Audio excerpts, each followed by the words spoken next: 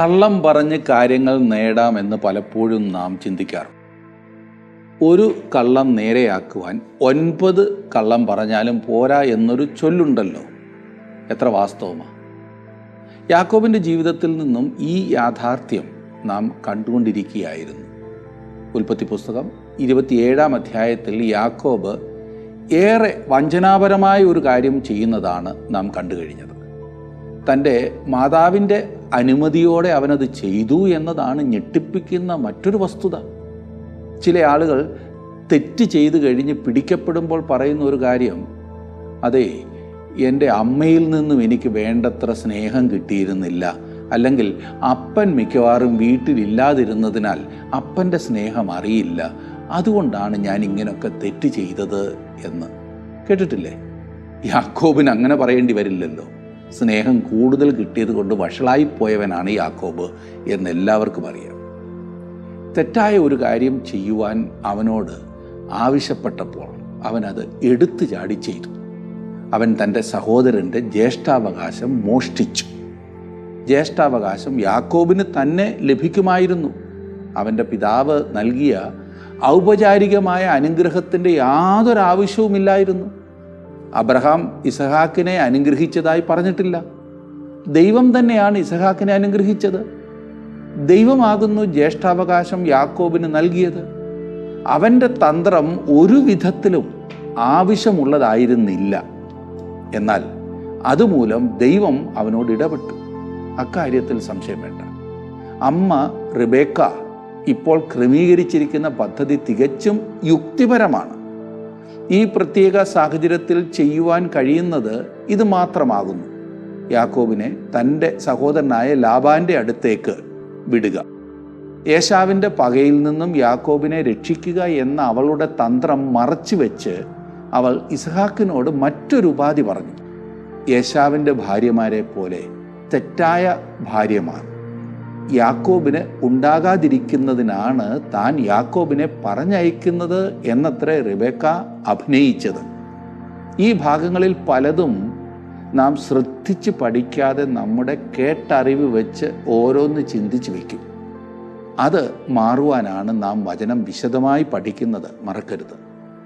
ഇന്ന് നാം പഠിക്കുന്ന ഉൽപ്പത്തി പുസ്തകം 28-ാം അധ്യായത്തിൽ കാണുന്നത് യാക്കോബ് തൻ്റെ ഭവനം വിടുന്നതാണ്. അതുവരെ സുരക്ഷിതമായിരുന്നവൻ ഇപ്പോൾ ഭവനം വിടുന്നു. അമ്മയുടെ സാരിത്തുമ്പിൽ തൂങ്ങി നടന്ന പൊന്നുമകൻ്റെ അവസ്ഥ ഇനിയും എന്താകുമെന്ന് ചിന്തിക്കൂ. മാനസികമായി, ശാരീരികമായി തളർന്ന് അവൻ ലൂസ് എന്ന പട്ടണത്തിൽ വരുന്നു. അവിടെ ദൈവം അവന് പ്രത്യക്ഷനായി. താൻ അബ്രഹാമിനോട് ചെയ്ത ഉടമ്പടി ദൈവം യാക്കോബിനോട് സ്ഥിരീകരിക്കും. ഇനിയും നമുക്ക് ഇന്നത്തെ പഠനത്തിലേക്ക് പ്രവേശിക്കാം. ശ്രദ്ധിച്ചാട്ടെ. ജീവസന്ദേശത്തിലേക്ക് സ്വാഗതം. ഈ 28-ാം അധ്യായത്തിൽ നാം കാണുന്നത് യാക്കോബ് തന്റെ ഭവനം വിടുന്നതാണ്. അമ്മയുടെ സാരിത്തുമ്പിൽ നിന്നും മാറാതിരുന്ന പൊന്നു മകന്റെ ഇനിയത്തെ അവസ്ഥ ഒന്ന് ചിന്തിക്കൂ. മാനസികമായി, ശാരീരികമായി അവൻ ബഥേലിൽ വരുന്നു. അവിടെ ദൈവം അവന് പ്രത്യക്ഷനായി. താൻ അബ്രഹാമിനോട് ചെയ്ത നിയമം ദൈവം യാക്കോബിനോട് സ്ഥിരീകരിക്കുന്നു. 28-ാം അധ്യായം എന്നോടൊപ്പം നിങ്ങളൊന്ന് തുറന്നു നോക്കുമെങ്കിൽ അതിന്റെ 1-ാം വാക്യം ഞാൻ വായിക്കട്ടെ. ഉൽപ്പത്തി 28:1. അനന്തരം ഇസഹാക്ക് യാക്കോബിനെ വിളിച്ചു, അവനെ അനുഗ്രഹിച്ചു. അവനോട് ആജ്ഞാപിച്ചു പറഞ്ഞത്, നീ കനാന്യ സ്ത്രീകളിൽ നിന്ന് ഭാര്യയെ എടുക്കരുത്. പഴയ നിയമത്തിലുടനീളം നാം കാണുന്ന ഒരു സത്യം എന്തെന്നാൽ, ദൈവഭക്തിയുള്ളവർ അഭക്തരുമായി, ദൈവഭയമില്ലാത്തവരുമായി വിവാഹബന്ധത്തിൽ ഏർപ്പെടുന്നത് ദൈവം അനുവദിച്ചിരുന്നില്ല എന്നതത്രേ. ഈ കാര്യം കൊണ്ടാണ് ഉൽപ്പത്തി പുസ്തകം 6-ാം അധ്യായത്തിന്റെ ആരംഭത്തിൽ ഞാനൊരു വ്യാഖ്യാനം തന്നതോർക്കുന്നുണ്ടോ? അതായത് ദൈവപുത്രന്മാർ മനുഷ്യപുത്രിമാരുമായി വിവാഹബന്ധം കൂടിയെന്ന് പറഞ്ഞിരിക്കുന്ന ഭാഗം ഇവിടെ ഉദ്ദേശിച്ചിരിക്കുന്നത് ദൈവഭയമുള്ള വംശം ദൈവഭയമില്ലാതിരുന്ന കായീന്റെ വംശവുമായി വിവാഹബന്ധം കൂടി എന്നത്രേ. ഒടുവിലായി ഇത് ജലപ്രളയത്താലുള്ള ന്യായവിധിയിൽ കലാശിച്ചു. ഭയങ്കര ശിക്ഷ. ഭക്തനായ ഒരു മനുഷ്യൻ മാത്രം ശേഷിച്ചു, നോഹ. ഒരു ദൈവപൈതലായി തീർന്നിട്ടില്ലാത്ത വ്യക്തിയും തമ്മിലുള്ള വിവാഹബന്ധം എല്ലായ്പ്പോഴും അഭക്തിയിലേക്ക് നയിക്കുന്നു. ഞാൻ പറയുന്നത് ശ്രദ്ധിച്ചു കേൾക്കണം, ശരിയായി കേൾക്കണം. ഞാൻ ഉദ്ദേശിക്കുന്നത് 2 വ്യത്യസ്ത ഭാഷ സംസാരിക്കുന്നവർ തമ്മിലോ, 2 വ്യത്യസ്ത ജാതിയിൽ പിറന്നവർ തമ്മിലോ, 2 വ്യത്യസ്ത സഭക്കാർ തമ്മിലോ, 2 വ്യത്യസ്ത മതത്തിൽ നിന്നുള്ളവർ തമ്മിലോ വിവാഹബന്ധം ആകരുതെന്നല്ല. പിന്നെയോ ക്രിസ്തുവിൽ വിശ്വസിച്ച് ദൈവമക്കളായവരും അങ്ങനെ ആയിട്ടില്ലാത്തവരും തമ്മിൽ വിവാഹബന്ധം ആകരുത് എന്നത്ര ബൈബിൾ പഠിപ്പിക്കുന്നു.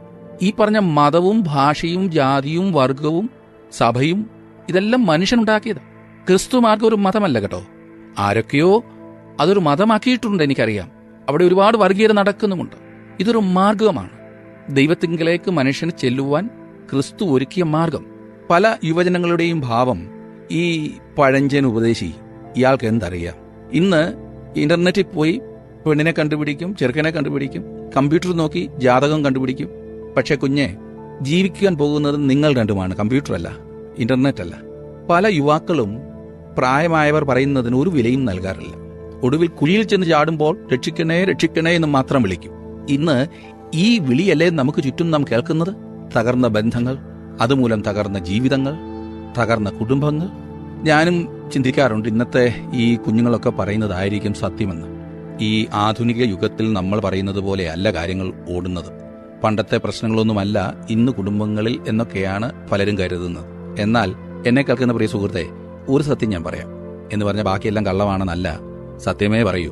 എനിക്ക് ലഭിക്കുന്ന ആയിരക്കണക്കിന് പ്രതികരണങ്ങളിൽ നിന്നും ഞാൻ വ്യക്തമായി മനസ്സിലാക്കിയ ഒരു കാര്യം, ഇന്നും അന്നും എന്നും പ്രശ്നം ഒരുപോലെയാണ്.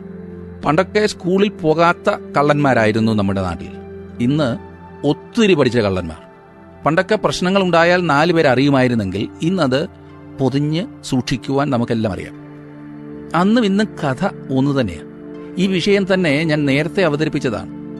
മകനോ മകൾക്കോ വിവാഹം ശരിയായാൽ സാധാരണ പറയുന്ന ഒരു കാര്യമുണ്ട്, ഏതായാലും ദൈവം നിശ്ചയിച്ചത് തന്നെ അവസാനം വന്നു കയറി. എന്നിട്ട് കുറിയടിക്കുമ്പോൾ ഒരു വേദവാക്യവും കാണിക്കും, ഇത് യഹോവയാൽ സംഭവിച്ചു, നമ്മുടെ ദൃഷ്ടിയിൽ ആശ്ചര്യമായിരിക്കുന്നു. അതെ അതെ അതെ, ആശ്ചര്യം തന്നെ. പക്ഷേ യഹോവയാൽ സംഭവിച്ചെന്ന് മാത്രം പറയരുത്. യഹോവയാൽ ഇത്തരത്തിലുള്ള അപകടങ്ങൾ സംഭവിക്കാറില്ല. നമ്മളൊക്കെ എന്തും കാണിച്ചു വെച്ചിട്ട് യഹോവയാലാകുന്നു എന്ന് പറഞ്ഞാൽ കാര്യം നേരെയായി എന്നത്ര പലരും ചിന്തിക്കുന്നത്. ചിലർ പറയും, ഏതായാലും എല്ലാം കൂടി ഒത്ത് കല്യാണം നടക്കുമോ? അവൾ ഈ വീട്ടിൽ വരുമ്പോൾ ശരിയായിക്കൊള്ളും, അല്ലെങ്കിൽ എന്റെ കൊച്ചിന്റെ കൂട്ടത്തിൽ ജീവിക്കുവാൻ തുടങ്ങുമ്പോൾ അവൻ തീർച്ചയായും ദൈവത്തെ അറിയും. നോക്കിക്കോ. അതെ സുഹൃത്തെ, എല്ലാം കൂടി ഒത്തിട്ട് കല്യാണം നടക്കില്ല എന്ന് എനിക്കും അറിയാം, എല്ലാവർക്കും അറിയാം. എന്നാൽ പിന്നെ പണം മാത്രം നിങ്ങൾ ആവശ്യപ്പെട്ടതിനനുസരിച്ച് കിട്ടാതിരുന്നപ്പോൾ എന്തുകൊണ്ടാണ് ഇതിനു മുൻപ് വന്ന കല്യാണം മാറിപ്പോയത്? ആ പെങ്കൊച്ച് രക്ഷിക്കപ്പെട്ടതും വിദ്യാഭ്യാസമുള്ളതും കാണാൻ കൊള്ളാവുന്നതും എല്ലാം അല്ലായിരുന്നോ? ഇപ്പോൾ വന്നത് എല്ലാം ഉണ്ട്, രക്ഷിക്കപ്പെട്ടില്ല എന്ന ഒരു കുറവേ ഉള്ളൂ എന്നല്ലേ നിങ്ങൾ പറയുന്നത്? അത് മാത്രം പിന്നെ ശരിയാക്കാം. പിന്നെ നോക്കിയാൽ പണം ഉണ്ടാകില്ലേ? മനുഷ്യനെ കബളിപ്പിക്കാം. പക്ഷേ വിതച്ചതിന്റെ കൊയ്ത്തല്ലേ ഇപ്പോൾ നടക്കുന്നത്? കുറ്റപ്പെടുത്തുകയല്ല, സത്യമറിഞ്ഞിട്ട് അത് അനുസരിക്കാത്തതാണ് ഏറ്റവും വലിയ അപകടം. ദൈവമക്കളായിട്ടില്ലാത്തവരുമായി വിവാഹബന്ധം കൂടുന്നത് ദൈവം തന്നെ തടയട്ടെ എന്നാണ് എന്റെ പ്രാർത്ഥന. അല്ലെങ്കിൽ ഈ ബന്ധം എപ്പോഴും ദുഃഖത്തിൽ മാത്രമേ ചെന്നെത്തൂ. ഞാൻ വീണ്ടും പറയട്ടെ, ഞാനൊരു സമൂഹത്തെയോ ഒരു സഭയെയോ ഒരു ജാതിയോ ഒന്നുമല്ല പറയുന്നത്. അതിവിടെ ഒരു പ്രശ്നമേ അല്ല. ദൈവം നോക്കുമ്പോൾ 2 കൂട്ടം ആളുകളെ ഉള്ളൂ. ഒന്ന് തന്റെ മക്കളായി തീർന്നവരും തന്റെ മക്കളായി തീർന്നിട്ടില്ലാത്തവരും. ഞാൻ 100 കണക്കിന് അനുഭവങ്ങൾ കണ്ടു കഴിഞ്ഞതാണ്. എന്നാൽ തിരിച്ചൊരെണ്ണം കാണുവാൻ ഞാൻ എപ്പോഴും അന്വേഷിക്കുകയാണ്. ഈ പറഞ്ഞതുപോലെ തെറ്റായ വിധത്തിൽ ബന്ധപ്പെട്ടതുകൊണ്ട് സന്തുഷ്ടമായി ജീവിക്കുന്ന ആളുകൾ. നിങ്ങൾക്ക് ദൈവത്തെ തോൽപ്പിക്കുവാൻ സാധ്യമല്ല. ദൈവവചനം മുഴുവനും ദൈവം പറഞ്ഞിരിക്കുന്നതാണ്. ദൈവമുള്ളവർ ദൈവം ഇല്ലാത്തവരുമായി വിവാഹബന്ധം കൂടരുതെന്ന് ദൈവവചനം കൃത്യമായി പറയുന്നു. 2 കൊരിന്ത്യർ 6:14 വിശുദ്ധ പൗലോസ് പറഞ്ഞു, നിങ്ങൾ അവിശ്വാസികളുമായി ഇണയില്ലാപ്പിണ കൂടരുത്. നീതിക്കും അധർമ്മത്തിനും തമ്മിൽ എന്തൊരു ചേർച്ച, വെളിച്ചത്തിന് ഇരുളോട് എന്തൊരു കൂട്ടായ്മ. ഈ കാര്യത്തിൽ പുതിയ നിയമം വളരെ കർശനമാണ്. പഴുത് കണ്ടുപിടിക്കുവാൻ ശത്രുവാണ് നിങ്ങളെ സഹായിക്കുന്നത്. ഇതാ ഇസഹാക്കിന്റെ കുടുംബത്തിൽ അവർ അത് അനുഭവിക്കുന്നു. അതുകൊണ്ട് തന്നെ യാക്കോബിനെ ഇസഹാക്ക് വ്യത്യസ്തമായി ഉപദേശിക്കുന്നു. ഉൽപ്പത്തി 28:2 മുതൽ 4 വരെയുള്ള വാക്യങ്ങൾ ഞാനിനി വായിക്കാം, ശ്രദ്ധിച്ചാട്ട്. പുറപ്പെട്ട് പദ്ദാൻ ആരാമിൽ നിന്റെ അമ്മയുടെ അപ്പനായ ബെഥൂവേലിന്റെ വീട്ടിൽ ചെന്ന് നിന്റെ അമ്മയുടെ സഹോദരനായ ലാബാന്റെ പുത്രിമാരിൽ നിന്ന് നിനക്കൊരു ഭാര്യയെ എടുക്കാം.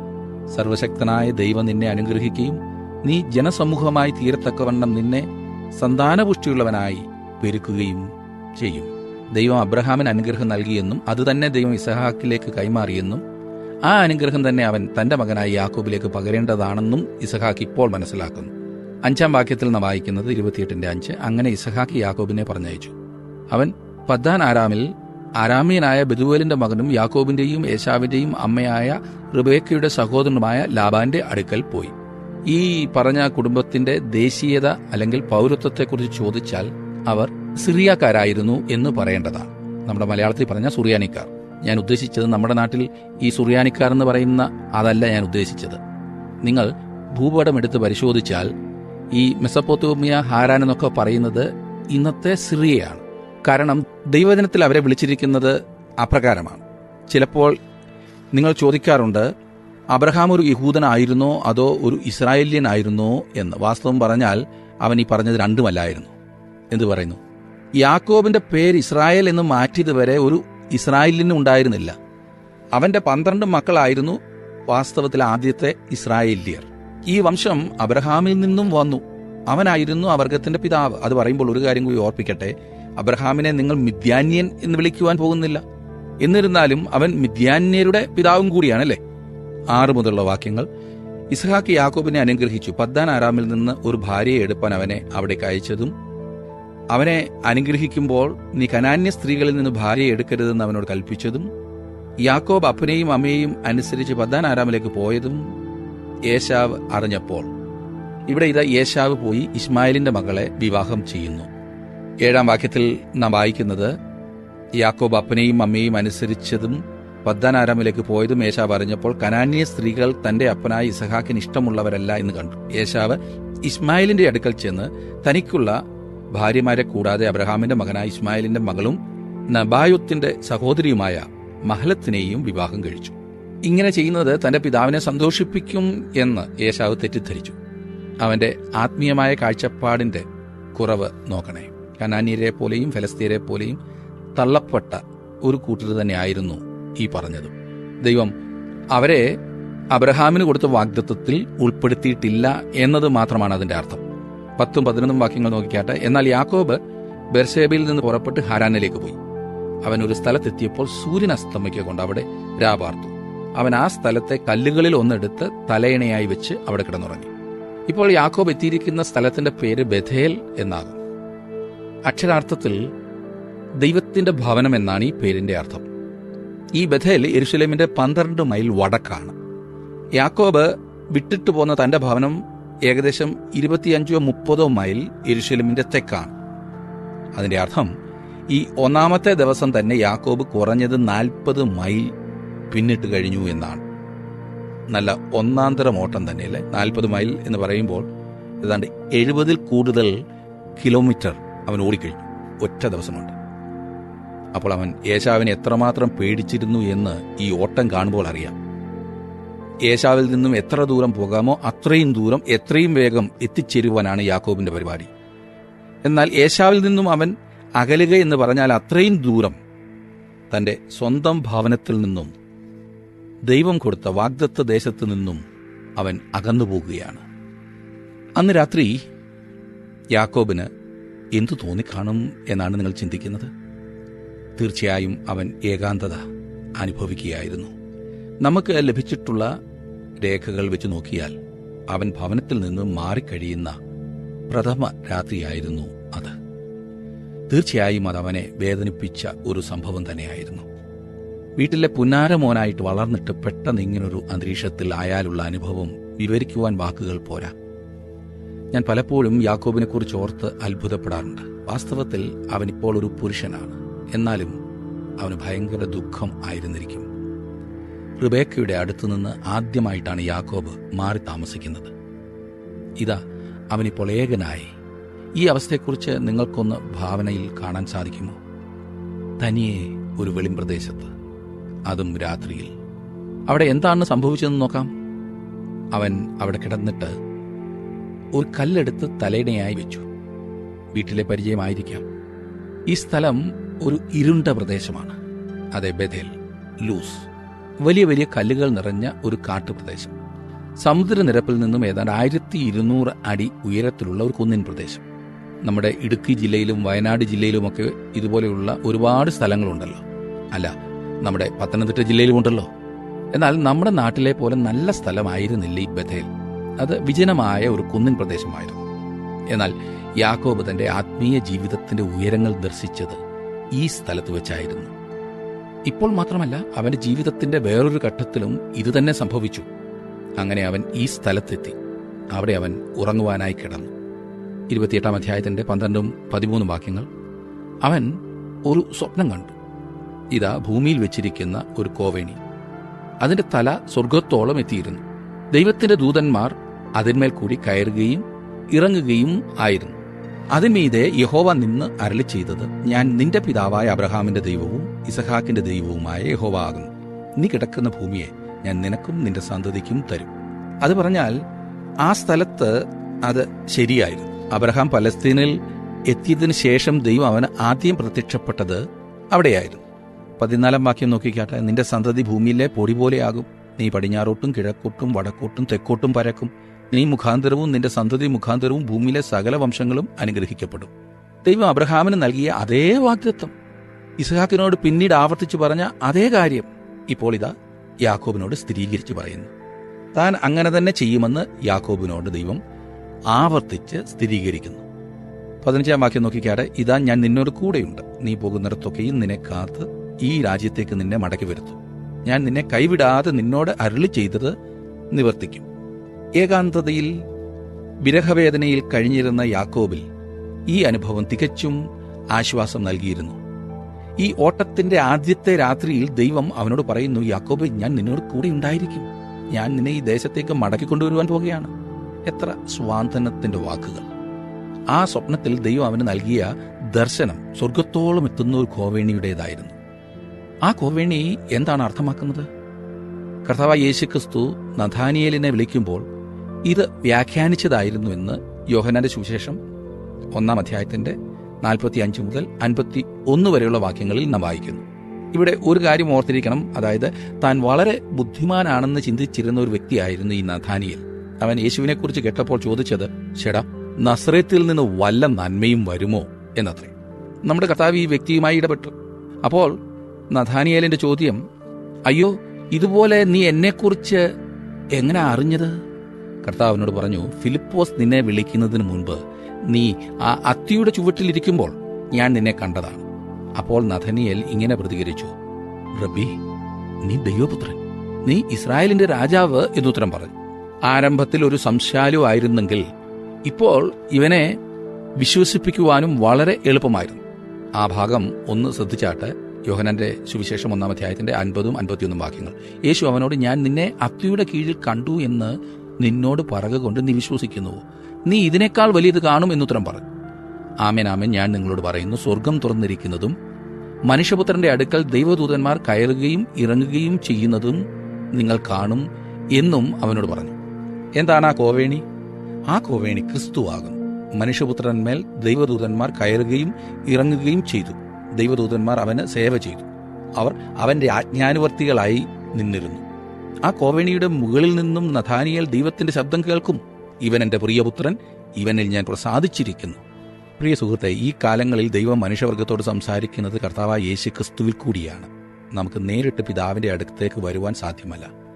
നാം ക്രിസ്തുവിലൂടെയാണ് പിതാവായ ദൈവത്തിന്റെ അടുത്തേക്ക് ചെല്ലുന്നത്. ദൈവസന്നിധിയിലേക്ക് നമുക്ക് പ്രവേശിക്കുവാൻ കഴിയുന്ന ഒരേ ഒരു മാർഗം ക്രിസ്തുവാകും. ഞാൻ നേരത്തെ പറഞ്ഞല്ലോ, അവനൊരു മതസ്ഥാപകനല്ല, മറിച്ച് ദൈവത്തിങ്കിലേക്ക് പോകുവാനുള്ള മാർഗം അവനാകുന്നു. യേശു കർത്താവ് പറഞ്ഞു, ഞാൻ തന്നെ വഴിയും സത്യവും ജീവനുമാകുന്നു. ഞാൻ മുഖാന്തരമല്ലാതെ ആരും പിതാവിന്റെ അടുക്കൽ എത്തുന്നില്ല. യോഹന്നാന്റെ സുവിശേഷം 14 അധ്യായത്തിന്റെ 6 വാക്യം. യേശു പറഞ്ഞില്ല ഞാൻ ഒരു വഴിയാണെന്ന്, വഴികളിൽ ഒന്നാണെന്ന് അവൻ പറഞ്ഞില്ല. യേശുക്രിസ്തു തന്നെയാണ് ഈ കോവേണി. നമ്മുടെ ഏക ആശ്രയവും അവൻ തന്നെയാണ്. ബലാൽക്കാരിയായ ഉപായിയായ ഈ യാക്കോബിനാണ് ഈ സത്യം ആദ്യം ദൈവം നൽകിയത്. വിചിത്രമല്ലേ? നഥാനിയേലിനോട് കർത്താവ് പറഞ്ഞത്, നീ ഒരു സാക്ഷാൽ ഇസ്രായേലിയൻ, നിന്നിൽ കപടമില്ല എന്ന് പറഞ്ഞാൽ നിന്നിൽ യാക്കോബില്ല എന്നാണ്. നഥാനിയേൽ താൻ വളരെ ബുദ്ധിശാലിയാണെന്ന് സ്വയം ചിന്തിച്ചവനായിരുന്നു. അവൻ രസികനുമായിരുന്നു. എന്നാൽ അവൻ യാക്കോബിനെ പോലെ തന്ത്രശാലി ആയിരുന്നില്ല. എന്നാൽ ഈ വ്യക്തിയോട്, അതെ, യാക്കോബിനോട് ദൈവം ഇടപെടുവാൻ തന്നെ പോകുകയാണ്. അനുഗ്രഹം കൊടുക്കാമെന്ന് പറഞ്ഞതുകൊണ്ട് അവൻ ചെയ്ത തെറ്റുകൾ ഒരിക്കലും ശിക്ഷിക്കാതെ വിടുമെന്നല്ല അർത്ഥം. അബ്രഹാമിനോട് ചെയ്ത ഉടമ്പടി നിവർത്തിക്കുവാൻ പോകുന്ന വംശത്തിലെ ഒരു പ്രധാന കണ്ണിയാകുന്നു യാക്കോബ് എന്നാണ് അർത്ഥം. അവനെ പലതും പഠിപ്പിക്കുവാൻ ദൈവം തീരുമാനിച്ചിട്ടുണ്ട്. ഇന്ന് നമ്മുടെ കാര്യത്തിലും ഈ പറഞ്ഞത് ശരിയല്ലേ? ദൈവം നമ്മെ പഠിപ്പിക്കുന്നതിൽ ഒരു അത്ഭുതവുമില്ല, നമ്മെ ശിക്ഷണത്തിൽ കൊണ്ടുവരുന്നതിൽ ഒരതിശയവുമില്ല. അവന് ലഭിക്കുന്ന ഓരോ മക്കളെയും അവൻ ബാലശിക്ഷയിൽ വളർത്തുന്നു, പരിശീലിപ്പിക്കുന്നു. അവൻ അബ്രഹാമിനോട് അങ്ങനെ ചെയ്തു, ഇസഹാക്കിനോടും അങ്ങനെ ചെയ്തു. ദൈവം യാക്കോബിനെയും പഠിപ്പിക്കുവാൻ പോകുകയാണ്. ഇതുവരെയും എല്ലാ കാര്യങ്ങളും യാക്കോബിന്റെ വരുതിക്കകത്തായിരുന്നു. അവൻ പിടിച്ച മുയലിനെല്ലാം 3 ചെവി തന്നെയായിരുന്നു, അല്ലെങ്കിൽ 3 കൊമ്പായിരുന്നു. എവിടെല്ലാം പോയി തൊട്ടോ അതെല്ലാം 100 മേനിയായിരുന്നു. ശരിയായ വഴിയിലേക്ക് നിങ്ങളെ കൊണ്ടുവരുവാൻ ദൈവം ചില ചിട്ടകളിൽ കൂടി നിങ്ങളെ കൊണ്ടുപോയേ മതിയാകും. തെറ്റായി ജീവിച്ചിരുന്ന പലരും വാസ്തവത്തിൽ ആത്മീയമായി ദൈവത്തോടടുത്തത് ഈ സ്കൂളിൽ കൂടി പോയി പഠിച്ചതിനാലാണ്. ചിലപ്പോൾ ദൈവം നമ്മെ ഒന്ന് ഞെട്ടിപ്പിച്ച് വിളിച്ചേ മതിയാകും. പക്ഷെ പൊന്നുപോലെ പുറത്തു വരുവാനുള്ള ശോധന മാത്രമാണത്. യാക്കോബിന് ദീർഘദൂരം പോകേണ്ടതുണ്ട്. അവൻ ചെയ്യുന്നത് ശ്രദ്ധിക്കുക. 28 അധ്യായത്തിന്റെ 16-17 വാക്യങ്ങൾ. അപ്പോൾ യാക്കോബ് ഉറക്കമുണർന്നു. യഹോവ ഈ സ്ഥലത്തുണ്ട്, സത്യം, ഞാനോ അതറിഞ്ഞില്ല എന്ന് പറഞ്ഞു. അവൻ ഭയപ്പെട്ടു. ഈ സ്ഥലം എത്ര ഭയങ്കരം! ഇത് ദൈവത്തിന്റെ ആലയമല്ലാതെ മറ്റൊന്നല്ല, ഇത് സ്വർഗത്തിന്റെ വാതിൽ തന്നെ എന്ന് പറഞ്ഞു. ഈ സ്ഥലം എത്ര ഭയങ്കരം! ചില ആരാധനാ സ്ഥലങ്ങൾ പ്രതിഷ്ഠിക്കുവാനായി എന്നെ വിളിക്കുമ്പോൾ ഞാൻ അതേക്കുറിച്ച് ഇങ്ങനെ പ്രസംഗിക്കാറുണ്ട്. ഈ സ്ഥലം എത്ര ഭയങ്കരം! ചിലർക്കത് അരോചകമായി തോന്നും. കാരണം ഇല്ലാത്ത പണമുണ്ടാക്കി ഇത്ര മനോഹരമായി ഇത് പണിതപ്പോൾ എന്തൊരു പ്രതികരണം! ഈ സ്ഥലം എത്ര ഭയങ്കരം! എന്നാൽ ഞാൻ അർത്ഥമാക്കിയത്, ഈ സ്ഥലം ഭയങ്കരമായിരിക്കുന്നത് യാക്കോബിനെ പോലെയുള്ളവർക്കാണ്. അതെ, ഒരു പാപിക്ക്. ദൈവത്തിൽ നിന്നും ഓടി ഒളിക്കുവാൻ ശ്രമിക്കുന്നവന്, ദൈവത്തിൽ നിന്നും ഓടിമറയുവാൻ ശ്രമിക്കുന്ന ഏതൊരു പാപിക്കും ഒരു ദൈവാലയം അല്ലെങ്കിൽ ഒരു ആരാധനാ സ്ഥലം ഭയങ്കരമായിരിക്കണം, ഭയാനകമായിരിക്കണം. ഒരു പാപി ദൈവത്തെ കണ്ടുമുട്ടേണ്ട സ്ഥലം അതായിരിക്കണം. ദൈവവുമായി മുഖാമുഖം വരേണ്ട സ്ഥലം. സ്വർഗത്തിൽ നിന്നും ഇറക്കിയിരിക്കുന്ന കോവേണിയിലൂടെ, അതെ, ക്രിസ്തുവിലൂടെ ആകണം ആ ബന്ധം സ്ഥാപിക്കേണ്ടത്. 18-19 വാക്യങ്ങൾ നോക്കിക്കാട്ടെ. 28-18. യാക്കോബ് അതികാലത്ത് എഴുന്നേറ്റ് തലയിണയായി വെച്ചിരുന്ന കല്ലെടുത്ത് തൂണായി നിർത്തി, അതിന്മേൽ എണ്ണയൊഴിച്ചു. അവൻ ആ സ്ഥലത്തിന് ബേഥേൽ എന്ന് പേർ വിളിച്ചു. ആദ്യം ആ പട്ടണത്തിന് ലൂസ് എന്ന് പേരായിരുന്നു. ഇനിയും യാക്കോബിനെ ശ്രദ്ധിച്ചാട്ടെ. അവന് പഠിക്കുവാൻ വളരെയുണ്ട്, തുടങ്ങിയതേയുള്ളൂ. 20 മുതലുള്ള വാക്യങ്ങൾ. യാക്കോബ് ഒരു നേർച്ച നേർന്നു. ദൈവം എന്നോടുകൂടി ഇരിക്കുകയും ഞാൻ പോകുന്ന ഈ യാത്രയിൽ എന്നെ കാക്കുകയും ഭക്ഷിപ്പാൻ ആഹാരവും ധരിപ്പാൻ വസ്ത്രവും എനിക്ക് തരികയും എന്നെ എൻ്റെ അപ്പന്റെ വീട്ടിലേക്ക് സൗഖ്യത്തോടെ മടക്കി വരുത്തുകയും ചെയ്യുമെങ്കിൽ യഹോവ എനിക്ക് ദൈവമായിരിക്കും. ഞാൻ തൂണായി നിർത്തിയ ഈ കല്ല് ദൈവത്തിന്റെ ആലയവും ആകും. നീ എനിക്ക് തരുന്ന സകലത്തിലും ഞാൻ നിനക്ക് ദശാംശം തരും എന്ന് പറഞ്ഞു. എന്താണ് അവൻ വാസ്തവത്തിൽ ചെയ്യുന്നത്? ദൈവമായി ഒരു മാറ്റക്കച്ചവടം നടത്തുവാൻ യാക്കോബ് ആഗ്രഹിക്കുകയാണ്. അവൻ പറയുന്നത്, ദൈവമേ, നീ എനിക്ക് ഇങ്ങനൊക്കെ ചെയ്യുമെങ്കിൽ. എന്തൊരു മണ്ടത്തരം അല്ലേ, മണ്ടൻ നേർച്ച. കാരണം ഇവൻ ഈ പറയുന്നതെല്ലാം സൗജന്യമായി ചെയ്തു കൊടുക്കാമെന്ന് ദൈവം നേരത്തെ വാക്ക് പറഞ്ഞതാണ്. ഞാൻ നിന്നെ കാക്കും, ഞാൻ നിന്നെ ഈ ദേശത്തേക്ക് മടക്കി വരുത്തും, ഞാൻ ഈ ദേശം നിനക്കും നിന്റെ സന്തതിക്ക് നൽകും. ഇതെല്ലാം കിട്ടിയിട്ടും ഇപ്പോൾ യാക്കോബ് തിരിഞ്ഞ് ദൈവവുമായി വിലപേശുകയാണ്. നീ ഇതൊക്കെ ചെയ്യുമെങ്കിൽ ഞാൻ നിന്നെ സേവിക്കാം, അല്ലെങ്കിൽ സേവിക്കത്തില്ല. ഈ പറഞ്ഞതുപോലെ നാമുമായി കച്ചവടം നടത്തുവാനല്ല ദൈവം വന്നിരിക്കുന്നത്. യാക്കോബിനോട് അവൻ അങ്ങനെ ഇടപെട്ടില്ല. അല്ല, ദൈവം അങ്ങനെ ഇടപെട്ടിരുന്നെങ്കിൽ യാക്കോബ് ഒരിക്കലും തന്റെ പിതൃഭവനത്തിലേക്ക് മടങ്ങി വരുമായിരുന്നില്ല. ഒരു നിമിഷം ചിന്തിക്കൂ, അതല്ലേ സത്യം.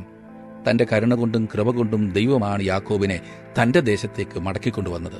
അത് തന്റെ പിതാവിനോട് ചെയ്ത വാഗ്ദത്തം നിറവേറ്റുവാനാണ്. ഒടുവിലായി ബഥേലിലേക്ക് വന്നപ്പോൾ ഒരു ബുദ്ധിയുള്ള വ്യക്തിയായിട്ടാണ് അവൻ മടങ്ങി വന്നത്. അവൻ എന്തിനാണ് മടങ്ങി വന്നതെന്ന് നിങ്ങൾക്കറിയാമോ? അതെ, ദൈവം കാണിച്ച കരുണയ്ക്കായി അവനെ മഹത്വപ്പെടുത്തുവാനും ആരാധിക്കുവാനും. ദൈവം അവനോട് തികച്ചും കരുണയുള്ളവനായിരുന്നു. ഇന്നും അനേകരും ഈ പറഞ്ഞ ചിന്താഗതിക്കാരാണ്. അവർ പറയുന്നത്, ദൈവം ഇങ്ങനെയും ഇങ്ങനെയും അങ്ങനെയും ഇങ്ങനെയും ഒക്കെ പ്രവർത്തിക്കാമെങ്കിൽ ഞങ്ങൾ അവനെ സേവിച്ചോളാം. പ്രിയ സുഹൃത്തെ, നിങ്ങൾക്ക് ഈ പറഞ്ഞതെല്ലാം ലഭിച്ചാലും ഈ പറഞ്ഞ ചിന്താഗതിയാണെങ്കിൽ ദൈവത്തെ സേവിക്കുവാൻ പോകുന്നില്ല. പലരും എനിക്ക് കത്തെഴുതുമ്പോൾ പറയാറുണ്ട്, സാറേ പ്രാർത്ഥിക്കണേ, ഞാനൊരു ലോട്ടറി ടിക്കറ്റ് എടുത്തിട്ടുണ്ട്, അതിന് സമ്മാനം കിട്ടുകയാണെങ്കിൽ ദശാംശം മുഴുവനും നിങ്ങളുടെ വേലയ്ക്ക് അയച്ചു തന്നേക്കാമെന്ന്. സുഹൃത്തെ, ഞാൻ ആ വിഷയം ഒരിക്കലും പ്രാർത്ഥനയിൽ ഓർക്കാറില്ല. നിങ്ങൾക്ക് അങ്ങനെ ലഭിച്ചാലൊട്ട് ദൈവത്തിന് അത് കൊടുക്കുകയുമില്ല എന്നെനിക്കറിയാം. അല്ലെങ്കിൽ തന്നെ ഞാൻ പ്രാർത്ഥിക്കേണ്ടതുണ്ടോ? കാരണം ടിക്കറ്റ് വിൽക്കുന്നവർ നിങ്ങൾക്ക് തന്നെ കിട്ടണമെന്ന് പ്രാർത്ഥിക്കുന്നുണ്ടെന്നല്ലേ മൈക്കിലൂടെ വിളിച്ചു പറയുന്നത്. ആ പ്രാർത്ഥന മതി കേട്ടോ. നിങ്ങൾ ഇടുന്ന ഈ നേർച്ചക്കാശ് ഇങ്ങനെ ഒരു കച്ചവടമല്ലേ? ചിലർ ആരാധനയ്ക്ക് സ്തോത്രകാഴ്ച ഇടുന്നത് പോലും 100 മടങ്ങ് തിരികെ വരാനാണ്. ദൈവം അങ്ങനെ കച്ചവടത്തിന് ഇറങ്ങിയിരിക്കുകയല്ല. അവിടുന്ന് നിങ്ങളോട് കരുണ കാണിക്കും. തിരികെ ഒന്നും ആവശ്യപ്പെടാതെ തന്നെ അവൻ നിങ്ങളോട് കൃപാലുവായിരിക്കും. എന്നാൽ അവൻ പറയുന്നത് നിങ്ങൾ അവനെ സ്നേഹിക്കുന്നെങ്കിൽ നിങ്ങൾ വാസ്തവമായി അവനെ സേവിക്കുവാൻ താല്പര്യപ്പെടും എന്നാണ്. അതത്ര സ്നേഹത്തിന്റെ ബന്ധനം. ഒരു മാതാവിന് ഒരു കൊച്ചു കുഞ്ഞിനോടുള്ള സ്നേഹം ഇതുതന്നെയാണ്. അവൾ ആ കുഞ്ഞിന്റെ അടിമയായിത്തീരുന്നു. നിങ്ങളും ഞാനും അപ്രകാരത്തിലാകണം എന്നത്രേ ദൈവം ആഗ്രഹിക്കുന്നത്. ഇന്നത്തെ പഠനം ശ്രദ്ധിച്ച എല്ലാവർക്കും നന്ദി. പ്രയോജനകരമായിരുന്നുവല്ലോ. നമ്മുടെ കുടുംബങ്ങളെക്കുറിച്ച് ദൈവത്തിന് എന്തുമാത്രം കരുതലുണ്ട് എന്ന് ഈ പഠനത്തിൽ നിന്ന് മനസ്സിലായില്ലേ? അതുകൊണ്ട് നാം വളരെ ശ്രദ്ധയോടെ ദൈവഹിതം അനുസരിക്കുന്നവരാകണം. പ്രാർത്ഥിക്കാം. കർത്താവേ, ഞങ്ങളുടെ കുടുംബങ്ങൾക്ക് വേണ്ടിയും തലമുറകൾക്ക് വേണ്ടിയും പ്രാർത്ഥിക്കുന്നു. തെറ്റ് ചെയ്യുന്നതിന് ആരെയും പ്രോത്സാഹിപ്പിക്കാതിരിക്കുവാൻ മാതാപിതാക്കളെ പ്രത്യേകമായിട്ട് അവിടുന്ന് സഹായിക്കണമേ. സാഹചര്യത്തിൻ്റെ സമ്മർദ്ദം കൊണ്ട് പലതും ചെയ്തു പോകുന്നു. തെറ്റായ ധാരണകൾ കൊണ്ട് പലപ്പോഴും തെറ്റായ വഴികളിൽ പോകുന്നു. അതൊന്നും ഉണ്ടാകാതിരിപ്പാൻ ദൈവവചനം ക്രമമായി പഠിപ്പാൻ കുടുംബത്തെ സഹായിക്കണമേ, ശക്തീകരിക്കണമേ. ഇന്ന് ഈ വചനം ശ്രദ്ധിച്ച എല്ലാ പ്രിയപ്പെട്ടവരെയും അവരുടെ കുടുംബങ്ങളെയും അവിടുന്ന് അനുഗ്രഹിച്ച് അവിടുത്തെ കൃപയിൽ മുതിർന്നു വരുവാൻ അവരെ സഹായിക്കണമേ. ദൈവകൃപയിൽ ഞങ്ങളെ സൂക്ഷിക്കണമേ. യേശുക്രിസ്തുവിൻ്റെ നാമത്തിൽ തന്നെ ആമേൻ. ദൈവം നിങ്ങളെല്ലാവരെയും സമൃദ്ധിയായിട്ട് അനുഗ്രഹിക്കട്ടെ.